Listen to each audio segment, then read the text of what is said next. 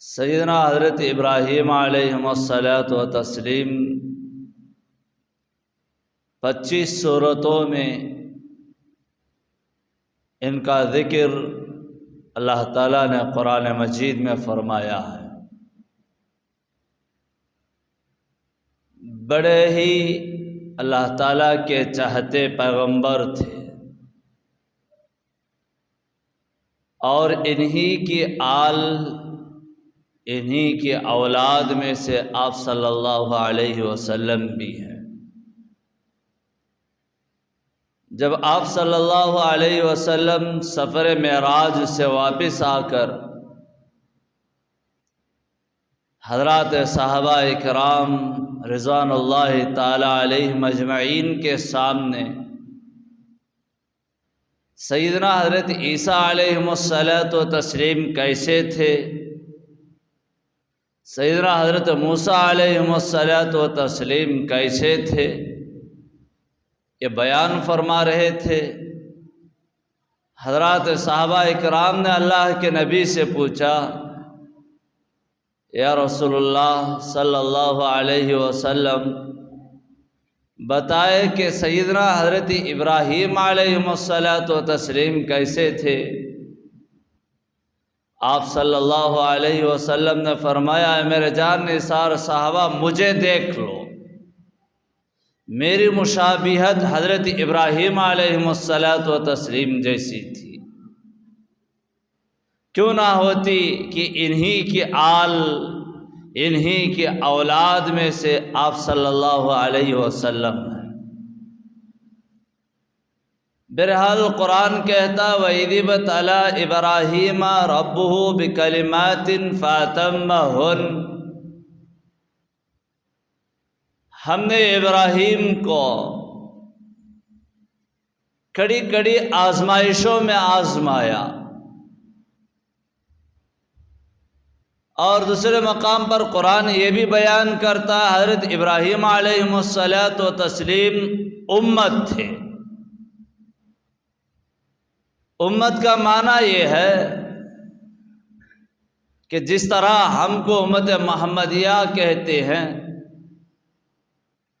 اسی طریقے سے حضرت ابراہیم کو قرآن نے امت بھی کہا۔ اس لیے امت کہا کہ سیدنا حضرت ابراہیم علیہ الصلاۃ و تسلیم اللہ کے فرما بردار تھے۔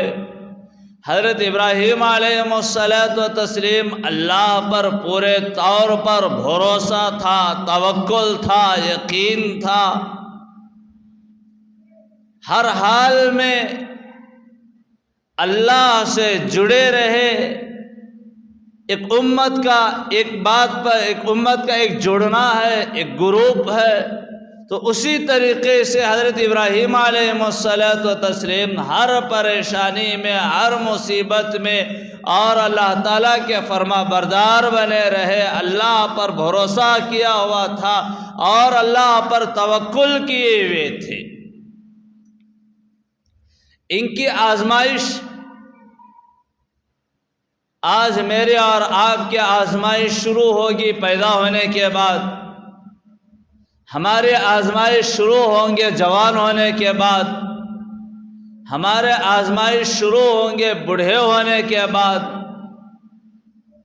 لیکن سیدنا حضرت ابراہیم علیہ الصلاۃ و تسلیم کی آزمائش پیدا ہونے سے پہلے سے ہے۔ سیدنا حضرت ابراہیم علیہ الصلاۃ و تسلیم ابھی باپ کے پیٹ میں تھے، ماں کے رحم میں نہیں آئے، اس وقت سے آزمائش شروع۔ اس وقت جابر ظالم بادشاہ نمرود تھا۔ یہ سب واقعات قرآن میں اللہ تعالیٰ بیان فرما رہا ہے۔ خود نبی صلی اللہ علیہ وسلم سے فرمایا وَاذْكُرْ فِي الْكِتَابِ ابراہیم इन्नहु काना सिद्दीक़न नबिय्या, ऐ मेरे महबूब इब्राहीम अलैहिस्सलातु व तस्लीम का ज़िक्र कीजिए, वो सच्चे नबी थे। और अल्लाह ताला खुद आका सल्लल्लाहु अलैहि वसल्लम को हुक्म दे रहा है, कुरान बयान कर रहा है। इससे हमारी ईमान की ताज़गी पैदा होती है, ईमान में पुख्तगी आती है। और उस वक़्त नमरूद जो था लोगों को अपने सामने सजदे करवाता था, खुदा बनकर बैठा था। और सैयदना हज़रत इब्राहीम अलैहिस्सलातु व तस्लीम जिस घर में पैदा हो रही थी, एक बुत बनाने वाले और दूसरा बुतों को अपना माबूद समझकर उनकी बुतों की इबादत करने वाले और जो है उनका पूजा करने वाले, इनका ख़ानदान कबीले वाले, इनके अब्बा आज़र जो है ये खुद जो है अपने हाथों से बुतों को तराशते थे। एक मर्तबा नमरूद के नजूमियों ने ख्वाब देखते हैं और नमरूद के दरबार में जाते हैं, सबके चेहरे उदास हैं।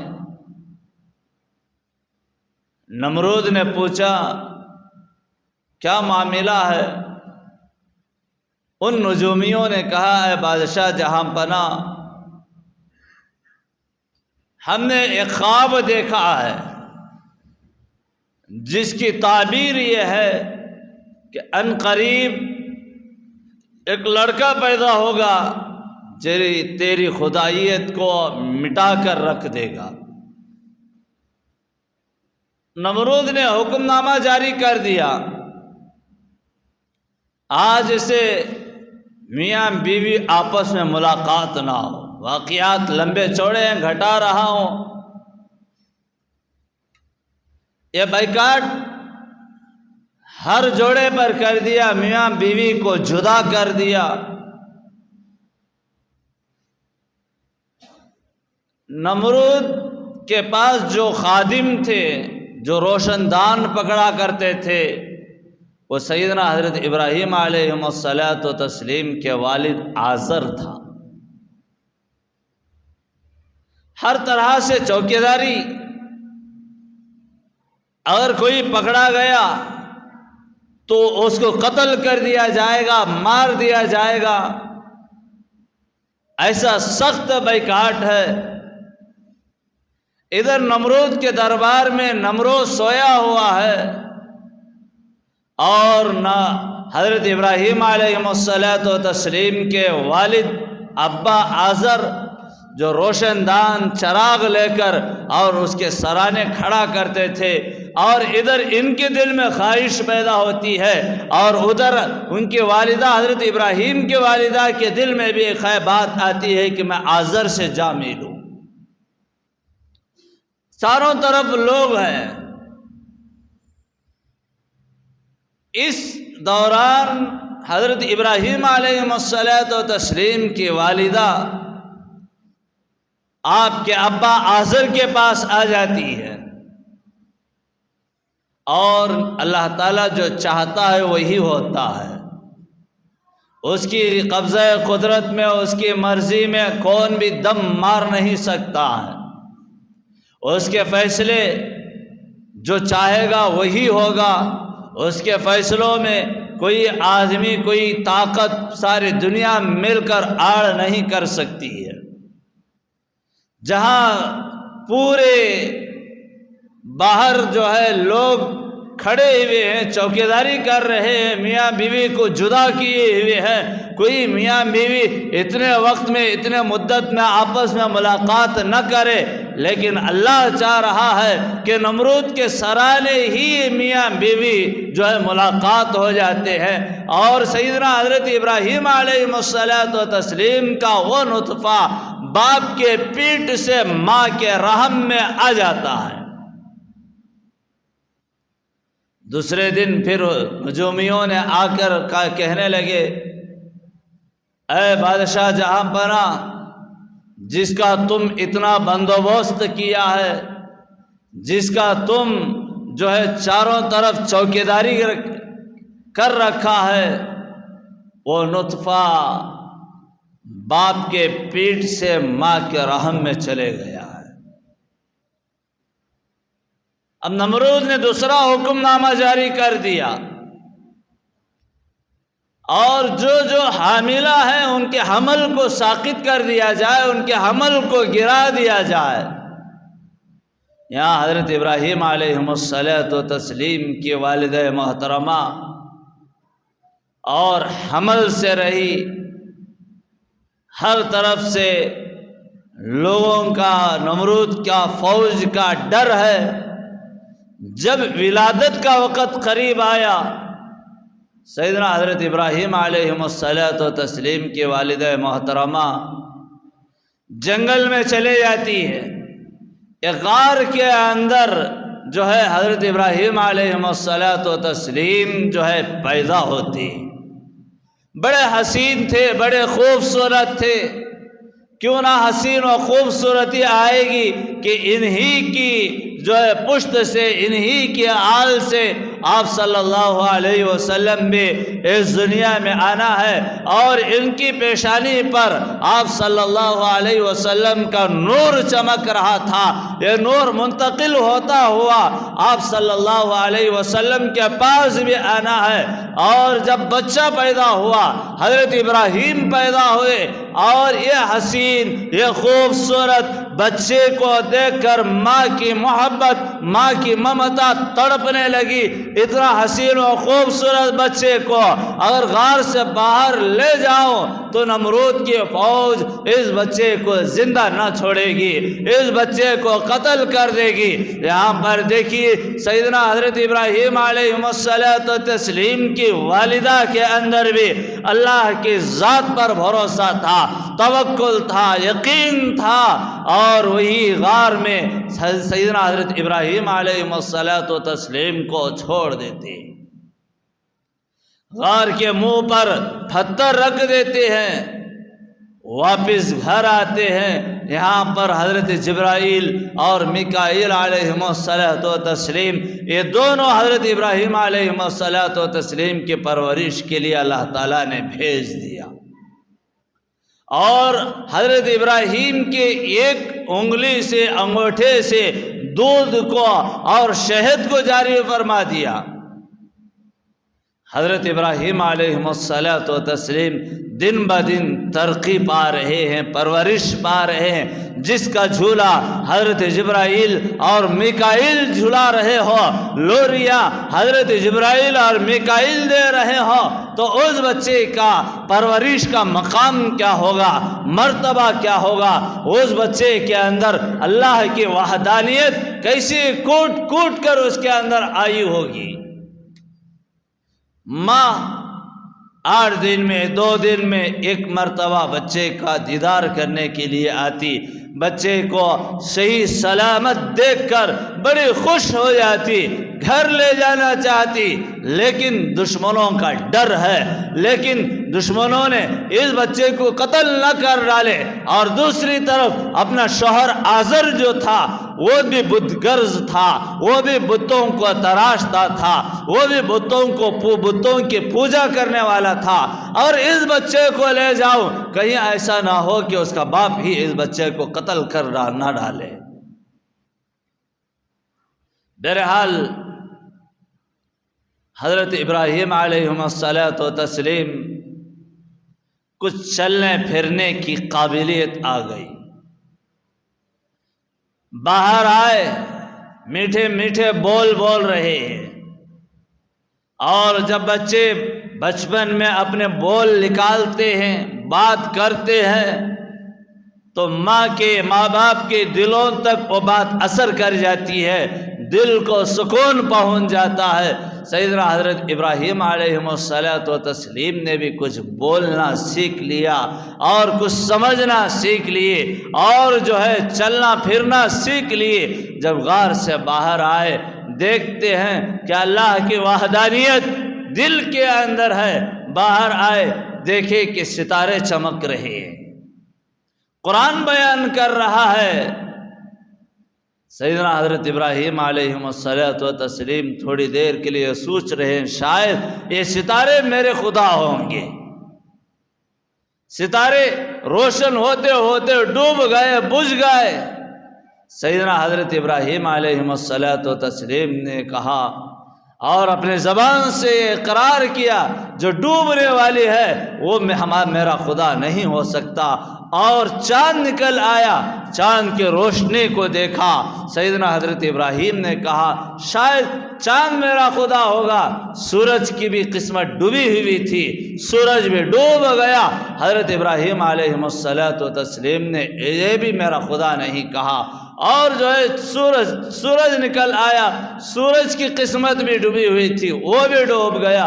حضرت ابراہیم علیہ السلام نے آخر میں فیصلے پر اترتے ہیں، دن و رات کو اور چاند و ستاروں کو اپنے وقت پر تبدیل کرنے والی ذات جو ہے اور جس کو چلانے والی ذات جو ہے وہی میرا خدا ہے، وہی میرا الہ ہے، وہی میرا اللہ ہے۔ اس یقین کو دل کے اندر بٹھائے۔ اپنی امی سے، اپنے والدہ سے پوچھنے لگے، اے امی جان بتائے کہ میرا خدا کون ہے اور آپ کا خدا کون ہے؟ آپ کی والدہ نے کہا، اے ابراہیم یہ کیسے باتیں کہہ رہے ہو؟ نہیں امی جان، میرا اور آپ کا خدا کون ہے؟ حضرت ابراہیم کی والدہ نے کہا، اے بیٹا، میرا اور آپ کا خدا تیرا ابا آزر ہے۔ حضرت ابراہیم نے دوسرا سوال کر بیٹھے، اے امی جان، میرے ابا آزر کا خدا کون ہے؟ امی جان نے کہا، بیٹا ایسے باتیں نہیں کرنی چاہیے، اور ہمارے خاندان سب جو ہے بدغرض ہے، اگر ایسے باتیں کہیں گے لوگ آپ کے مخالف بن جائیں گے۔ بہرحال بچہ بڑا ہوا، حضرت ابراہیم بڑے ہوئے، گھر لے آئے، اپنے وہ شوہر کو پورا معاملہ بتا کر بچے کے حالات کو دیکھ کر آزر کے دل میں بھی بچے کی محبت آ گئی۔ جب گھر میں داخل ہوئے، حضرت ابراہیم نے دیکھا کہ رنگ برنگ بت رکھے ہوئے ہیں، اور جو ہے ان کے گھر والے، خاندان والے اور اس کی عبادت کر رہے ہیں اور اپنے ہاتھوں سے اس کو تراش رہے ہیں۔ حضرت ابراہیم علیہ السلام نے اپنے ابا کو سمجھایا، اے ابا، آپ جو ان بتوں کی پوجا کر رہے ہو، کیا یہ آپ کی کچھ مدد کر سکتے ہیں؟ حضرت ابراہیم کے ابا نے کہا، بیٹا آپ ایسے سوالات نہ کریں، اور جو ہے آپ کو بھی اس کو خدا ماننا ہوگا، کیونکہ یہ ہمارے باپ دادا سے انہی کی عبادت چلے آ رہی ہے، اور جو ہے دوسرا ہمارا پیشہ بھی یہی ہے کہ ہم ان بتوں کو بنا کر بازار میں فروخت کرتے ہیں۔ سیدنا حضرت ابراہیم علیہ السلام نے حضرت آزر کو سمجھا ہے۔ ان لوگوں نے کہا ہمارے باپ دادا کے زمانے سے چلے آ رہا ہے، آج بھی ایسے ظالم، آج بھی ایسے اللہ کے دشمن، دین کے باغیاں اور آپ کو ملتے ہیں۔ اگر ان کے سامنے حق بات کو کہی جائے، ان کے سامنے قرآن و حدیث کی بات کہی جائے تو کہتے ہیں کہ حضرت یہ باتیں سب چھوڑو، حضرت یہ ہمارے باپ دادا سے چلے آ رہا ہے۔ عقائد کو ہم اپنے باپ دادا کے سمجھ کر اس پر عمل کر رہے ہیں، کبھی ان عقائد کی طرف یہ توجہ نہیں کیا کہ قرآن اور احادیث ہم لوگوں کو کیا بیان کر رہا ہے، قرآن و حدیث ہم لوگوں کو کیا بتا رہی ہے۔ کبھی ہم لوگوں نے یہ نہیں سوچتے ہیں تو کیا سوچتے ہیں، باپ دادا سے چلے آ رہا ہے۔ باپ دادا جھونپڑی میں تھے، آج ہم محلوں میں کیوں ہیں؟ باپ دادا مزدوری کرتے تھے، ہم جو ہے نوکریاں کیوں کر رہے ہیں؟ اور دنیاوی معاملے میں باپ دادا نہیں یاد آتے اور دین کے معاملے میں باپ دادا یاد آ جاتے ہیں۔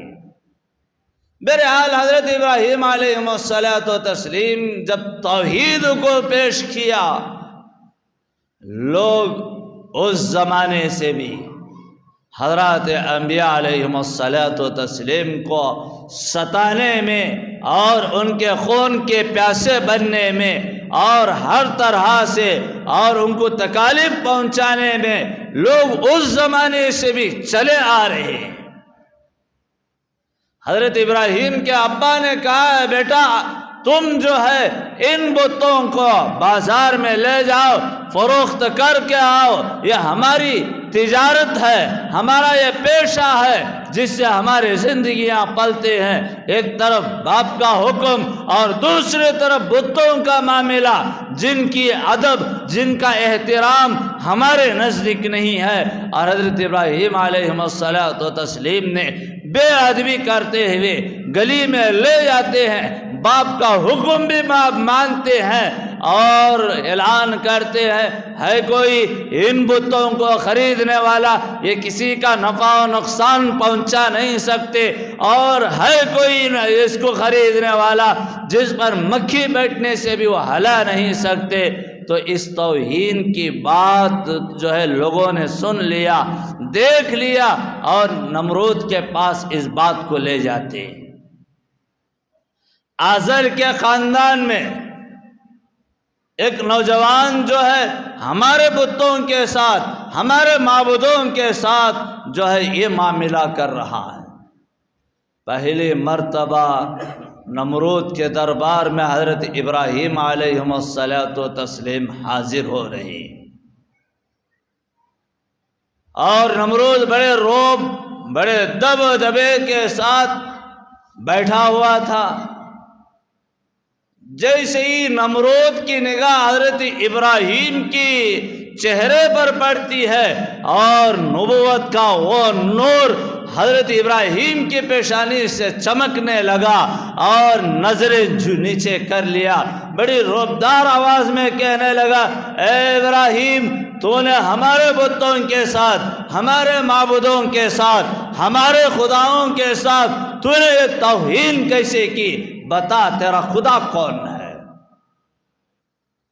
سیدنا حضرت ابراہیم علیہ الصلوۃ والتسلیم نے پہلی دلیل اللہ کی حضرت نمرود کے دربار میں پیش کیا۔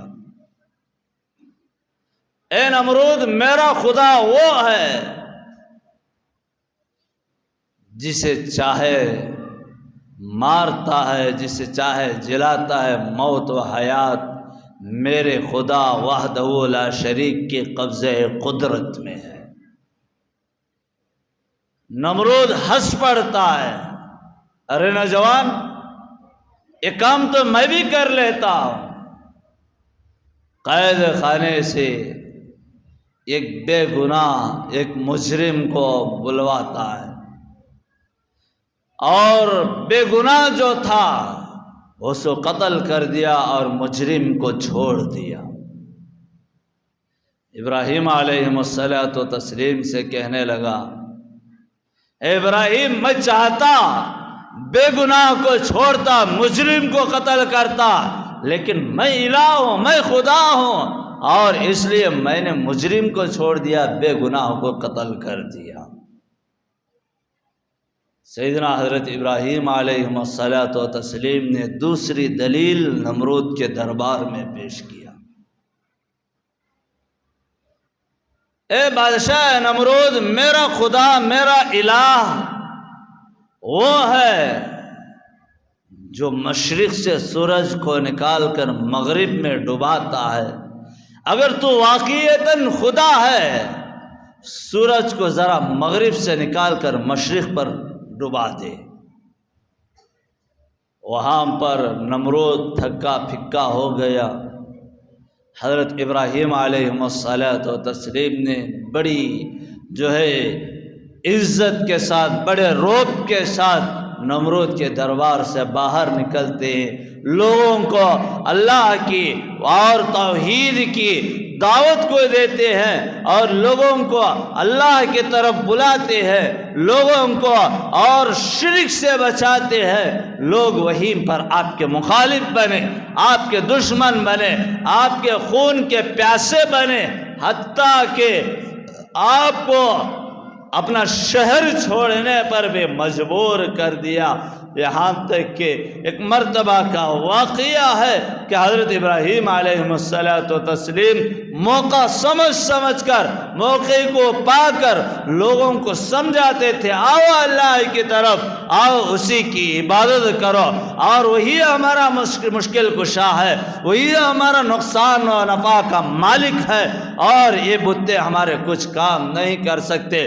پورا گاؤں میلے پر گیا ہوا تھا، لوگوں کو سمجھانے کے بہانے، لوگوں کو جو ہے توحید کے بارے میں بتانے کے بہانے حضرت ابراہیم علیہ السلام کے ابا نے بلایا، لیکن میلے پر نہیں گئے، اور حضرت ابراہیم اپنے شہر میں ہی ٹک گئے، اور ان کے ابا نے ان شاہی بت خانہ جو تھا جہاں پر رنگ برنگ کے بت، قسم قسم کے بت، اور ان کے سامنے لذیذ لذیذ غذائیں رکھی ہوئی تھی، اور حضرت ابراہیم کے ابا آزر نے کہا کہ اے بیٹا، ہم میلے پر جا رہے ہیں، تم ان بتوں کی حفاظت کرنا۔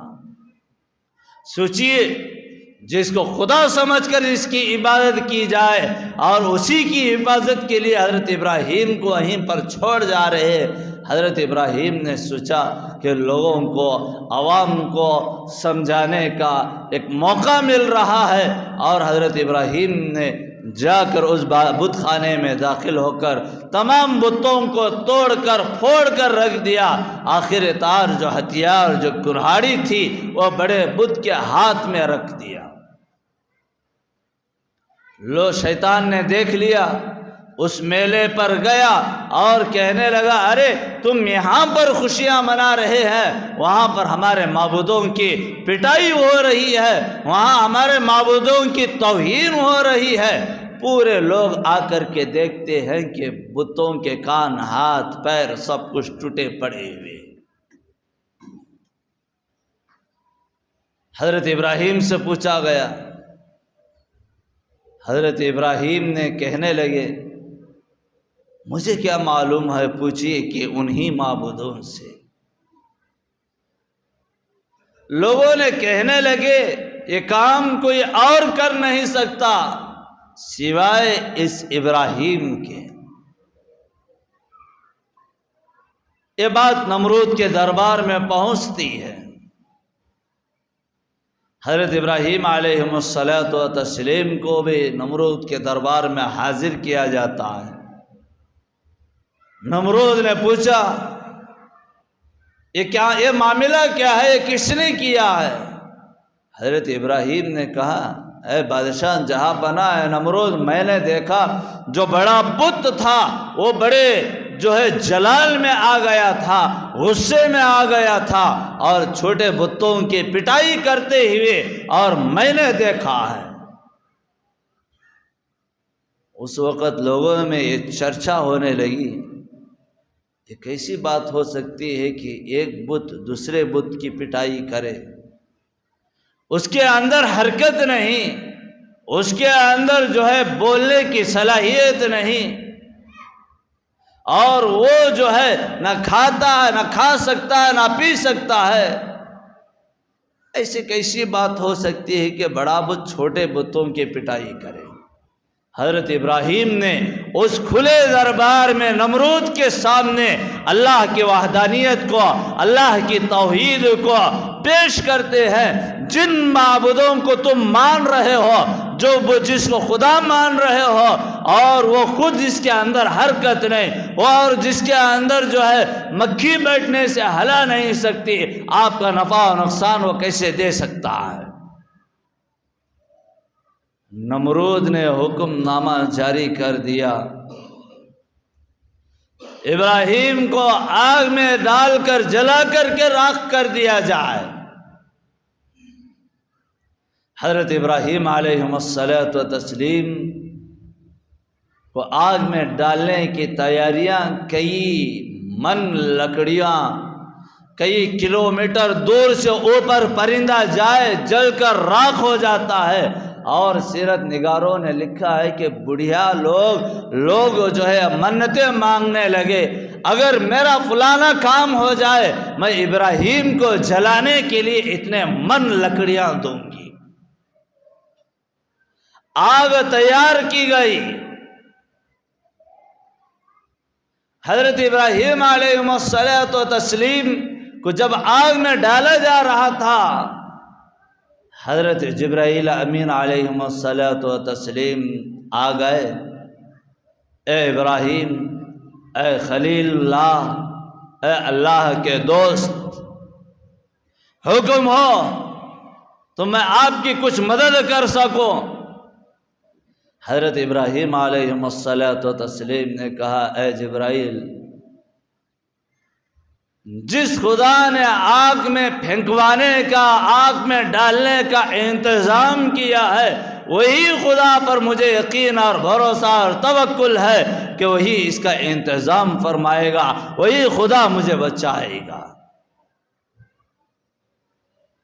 حضرت ابراہیم علیہ الصلوۃ والتسلیم کو ادھر آگ میں ڈالا جا رہا تھا، ادھر اللہ نے آسمان سے آگ سے مخاطب ہو کر کے کہنے لگے، یا نار کونی بردا وسلاما علی ابراہیم، اے ابراہیم، اے آگ ابراہیم کے لیے گلزار بن جا، ٹھنڈی بن جا۔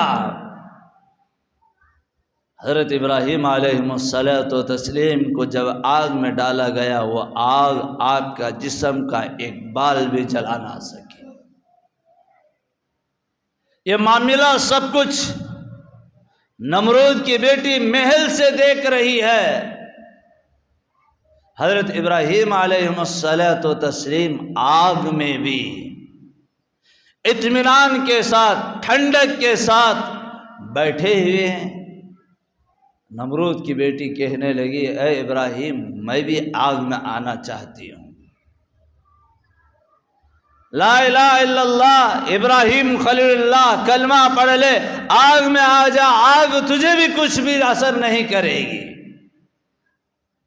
یہ تھا حضرت ابراہیم علیہ الصلوۃ والتسلیم کو اللہ تعالیٰ نے اس طریقے سے پیدائش سے پہلے ہی سے آزمائشوں میں آزمایا۔ ابھی باپ کے پیٹ میں ان کا نطفہ تھا، اس وقت سے آزمائش چلتی رہی، آزمائش چلتی رہی۔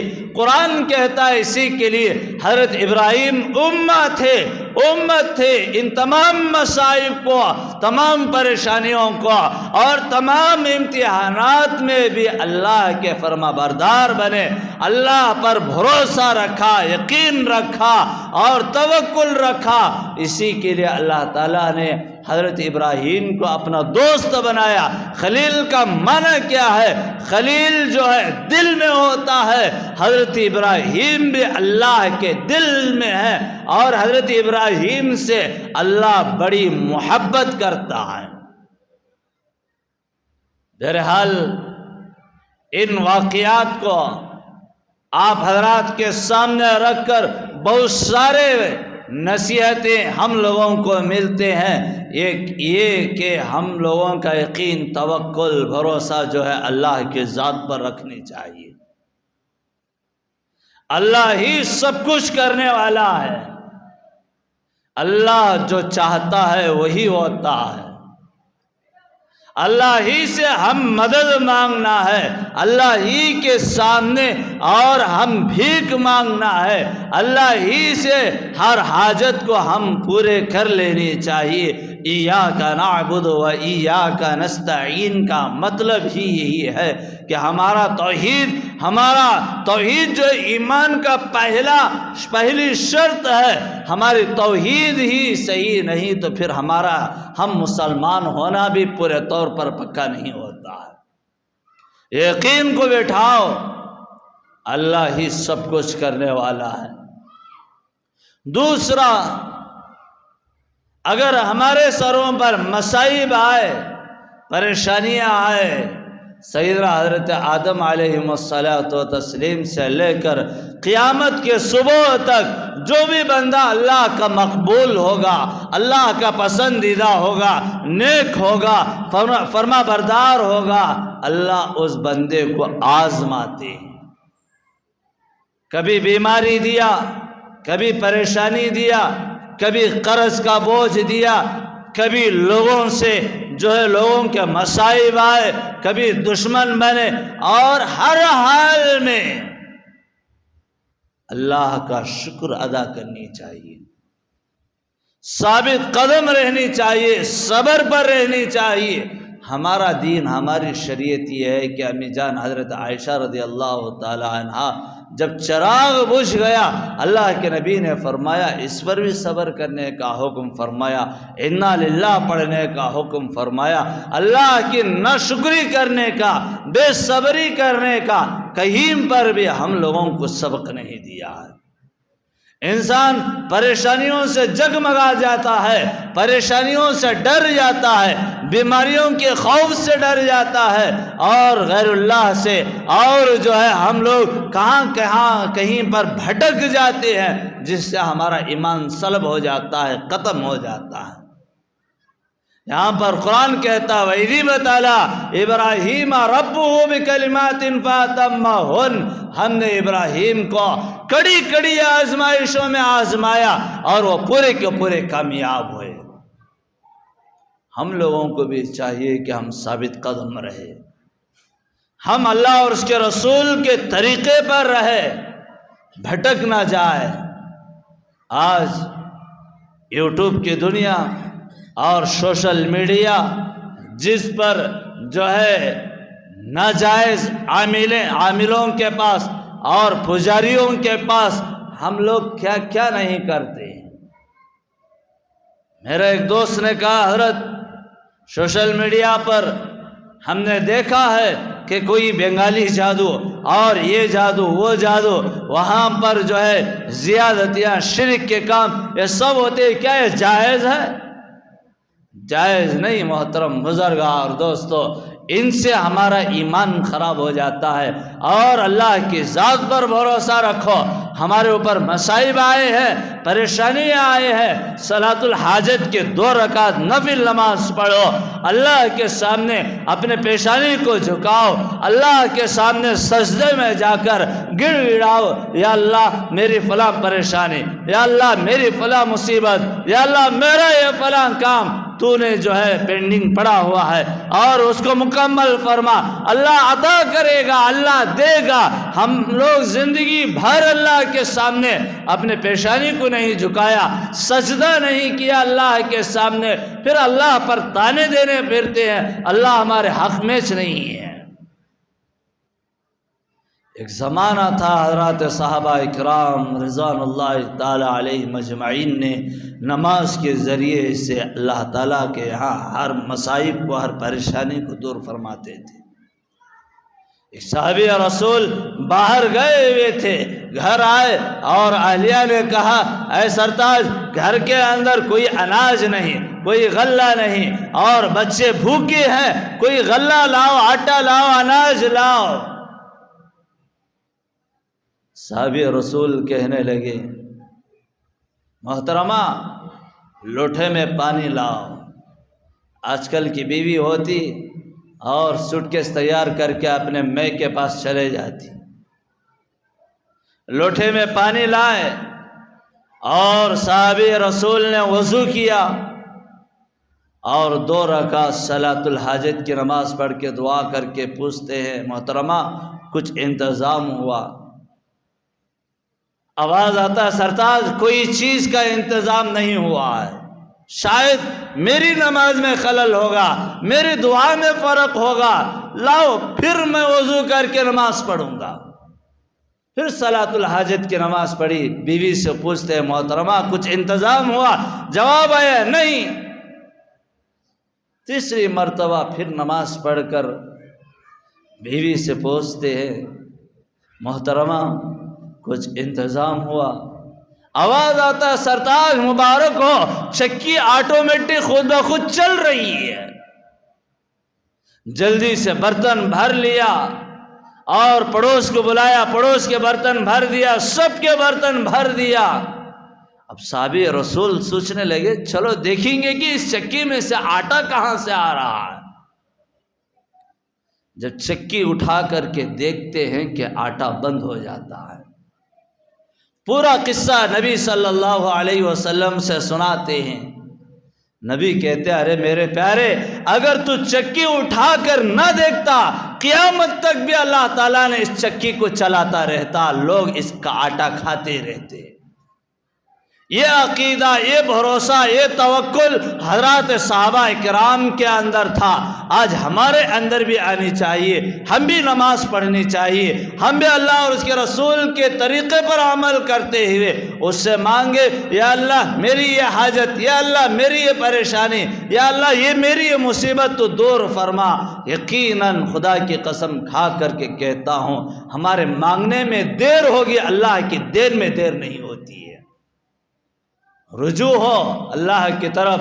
हज़रत इब्राहीम अलैहिस्सलातु व तस्लीम के वाक़यात हम लोगों को यही बता रहे हैं, और कुरान भी कहता है कि इनके वाक़यात को पढ़ो, सुनो और अपने ईमान को ताज़ा करो। इंशाअल्लाह आइंदा जुमा हज़रत इब्राहीम अलैहिस्सलातु व तस्लीम जो है आग से निकलने के बाद के हालात क्या हुए हैं और क्या क्या इन पर और आजमाइश कैसे कैसे अल्लाह ताला ने दिया है, उन बातों को लाऊंगा। दुआ फरमाए अल्लाह ताला कहने और सुनने से ज़्यादा